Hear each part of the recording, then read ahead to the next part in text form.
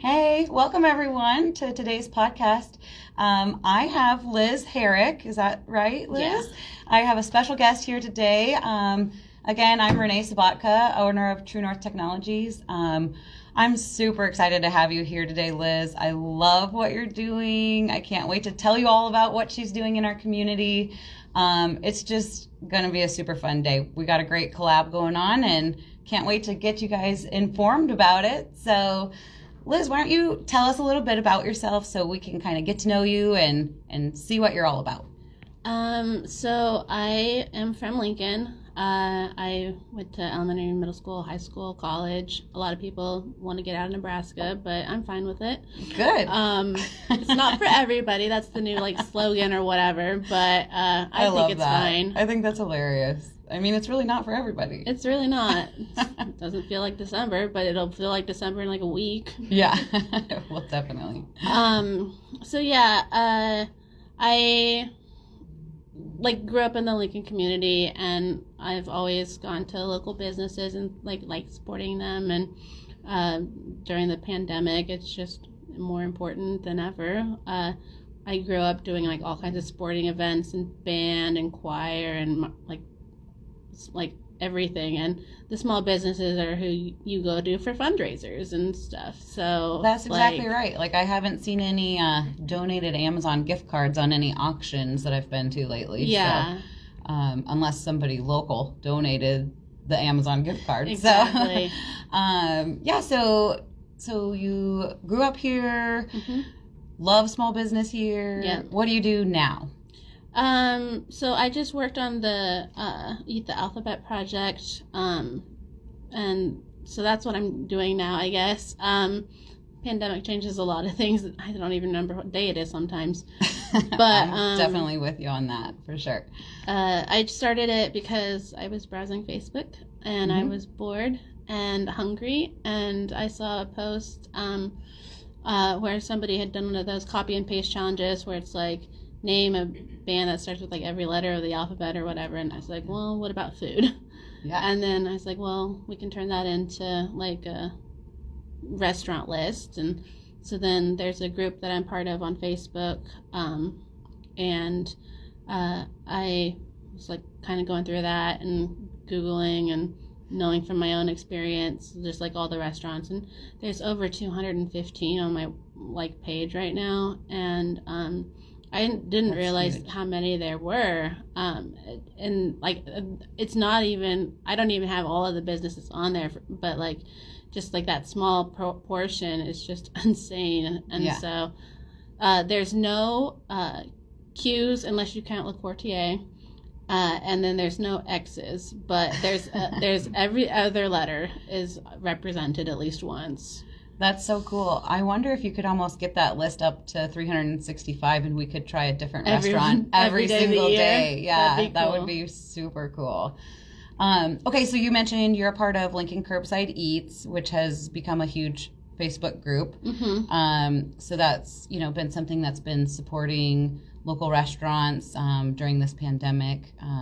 That was the reason it got started. Yeah. And being a part of that group, you also just want to support and get the word out, hey, go to these local restaurants, let's keep them going, we want them to be here when the pandemic's over. We're still going to want to go out to eat, so we got to keep these restaurants going. So anyway, so your inspiration was the post something with all the letters of the alphabet, so you came up with Eat the Alphabet, which I think is super creative. That's awesome. So anything else that you want to tell us about your inspiration or how you came to creating this website?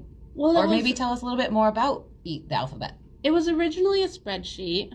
I am kind of weird when it comes to organizing things. I like color coding, and I like alphabetized lists and stuff, and I like making lists that I can cross off things with that I've done. So sometimes I'll write something that I already did down so I can cross it off. It's what it is. I won't tell.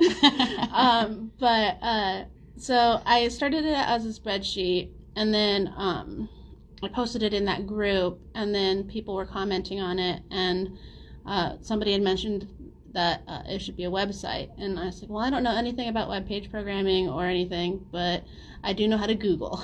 So I just taught myself some basic web page programming functions and looked up on the internet like good free websites to build on, and I started a Wix website and put the spreadsheet on that, but then it wasn't super mobile friendly, and so I wanted to find something that everybody could have on the go, because you don't always have your computer, and when you're like trying to figure out something to do with like your friends or whatever, you don't like necessarily want to have to turn on your computer and do all that, so you just pull out your phone, and everybody's connected to a phone nowadays, it seems. So I tried to make a mobile friendly version, so I did 2 web pages. I did a desktop program and then a mobile site, and the spreadsheet just was not coming up well on a mobile site at all, so I just revamped the whole thing and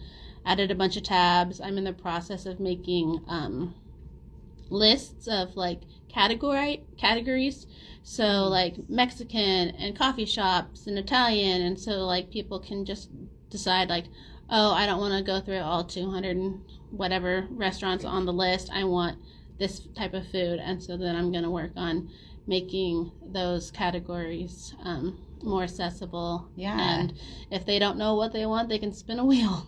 Yes. Oh my gosh, that is the coolest part. But first, I just have to say total props to you for spending so much time on this, and really just, I mean, learning on your own how to make a website just because you want to help local businesses is kind of unheard of. So it's really cool. I think that's awesome. So anyways, let's get to this spin the wheel idea. So nobody wants to pick where to go when you're going out to eat. Like, it's the most annoying thing. Well, I'm not allowed to pick sometimes because I go everywhere. Like, I like food. It's just what I do. So, like, people are like, where do you want to go? And you're like, not you. Oh, okay.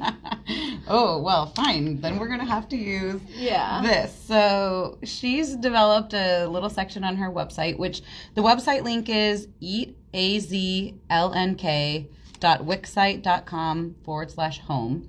But just Google Eat the Alphabet and you'll find it. So anyways, let's say you don't know where you want to go and you just click on spin that. Momos! Woo! We're going to Momos today. That's so fun, and I feel so. Yeah. That was so nice. It clapped for me even. Yeah, it's like, good job, you did something. You are so. Let's try it. Let's try it. Businesses. Do you want to run it? Sure. You tap it. It's like, good job for supporting local businesses. Sips and Subs. They're closing soon, so you should go. Oh, go. Yeah. Today. Everybody go to Sips and Subs. Yeah. Today. I need to update that. Well, that's okay. Well, that's just a good example of, you know, how hard hitting this pandemic really is. I mean, we may only be just beginning to see restaurants that have to close. I mean, I have spoke with a lot of restaurants over the last few weeks, and times are tough. Like, it's really hard to hear that coming out of these strong, independent business owner mouths. I mean, they've done this for a long time. They've been successful at it, and just something completely out of their control is hindering them. So yeah, definitely that's why our hearts are going out to them. So, and with like the directed health measures, like every Friday, I believe, they come up with like the new COVID dial, and they decide like when the businesses can be open, and they have like new closing times, and so that's rough on the businesses. Like, if they're counting on being open from a certain time to a certain time, and then they get a lot of their business at like after like 10, but then they're forced to close at 9, then they lose that business, and that's not their fault. So right, it's definitely handcuffing them, to say the least. So yeah, but I mean, like, it's important though for like the directed health measures. Like, it's important, but it's also hard, so I can see both sides. So for those of us that are able to still out safely go out into the community and eat, this is a great way to figure out somewhere to go. Yeah. And we are also, kind of in the same lines trying to figure out a way to support these restaurants. So we recently launched Tap on It. We've talked about it a few times, and it's a way for restaurants, entertainment, people to send out an offer to opted-in users via text message, and it includes an image of the offer when you send it out. So the way you sign up for it is you can text Tap on It to 82928 and confirm your zip code. Text and data rates apply. But the way that we were looking at it was a lot of our restaurant owners that I was talking to, they like the product, they want to advertise, but it's not a time that they feel like it's a good time to spend advertising dollars. And I completely understand that. So we thought there are some industries that are, really hugely successful right now. One in particular is construction. I feel like banks are usually always successful. They're always still have money lent out and people are paying on their loans. So we're reaching out to some corporate sponsors, really hoping to see if they can take a few local businesses under their wing and send out a Tap on It advertisement on their behalf. Just such a great goodwill thing to do. Yes, they will get a little bit of notoriety as well, but they really are just doing it because they have, businesses that are dear and near to their heart, or restaurants they love to eat at that they want to still be open in 6 months. And so if any of you out there are an owner or part of a larger corporation and you're looking for a way to support local business, please reach out to us at True North Technologies. And we'd be happy to let you know a little bit more about that program. And I do have good news that we just got confirmation from Heartland Homes.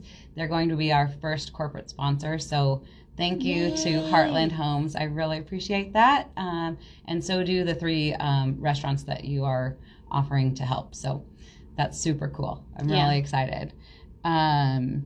So what's next? What do we do after that? What's the next steps? Where do you see this going next year or end of this month? What do you hope for Eat the Alphabet? I would ideally like to make like an app out of the website, and so like they can have even like more of a mobile experience, because right now it does have like a little bit of a mobile component, but it's not super mobile friendly. So I'd like to see if I can, do like a online crash course about how to make an app and turn it into something that people can download, and then do that and just make it more accessible, and see if I can link up with like groups like yours and get more people to know about the local businesses. And hopefully the website won't have to be around for super long, because hopefully the pandemic will be over. But even if it's not, I think that it could be fun for years just to like make your way through like the restaurants in town. And I also was thinking, like, I just randomly one day, there's also another group that I'm part of for local shops and like businesses, like Etsy shops and stuff, but that are based in Lincoln. Cool. And so like the local businesses that aren't restaurants or bars, but just like the boutiques or like the bookstores or whatever. And so I was thinking about possibly expanding it to just local everything Lincoln type things. So it'd be a lot of work, but I mean, I don't really have a lot of other things going on. It's pandemic, so. Well, that's true. Yeah. Well, that's cool. We would love to help out. I think there's a few ways that we could collaborate with you and just put out some goodwill into the community. So, one other thing I wanted to mention, we were talking about earlier, a friend of yours, Nick, he started, what was it called? It's Give and Let Live. It's a Pay It Forward initiative. So they are starting tabs of $100 at various local places, and it's the businesses to do with however they want, and a lot of it is encouraging people to go and buy something and then pay it forward. So like if they buy like a $10 meal, to not only like cover their $10 meal, but like add another 10 or whatever, so that somebody else can go and get it as well. If they can't, it's not a big deal. The people of Lincoln are really generous and seem to care about each other a lot, and so it's there until it runs out, and if it runs out, then people have the option of starting it up again. It's not yeah. Once it's done forever. It's give and let live. It's for however long that they want to be alive, I guess. Yeah, so that's cool. So it's on Facebook if you wanted to contribute to that Give and Let Live. There's a link to it on the website as well. And I actually just posted it right before we went live to my Facebook page, my personal Facebook. So you guys can check that out.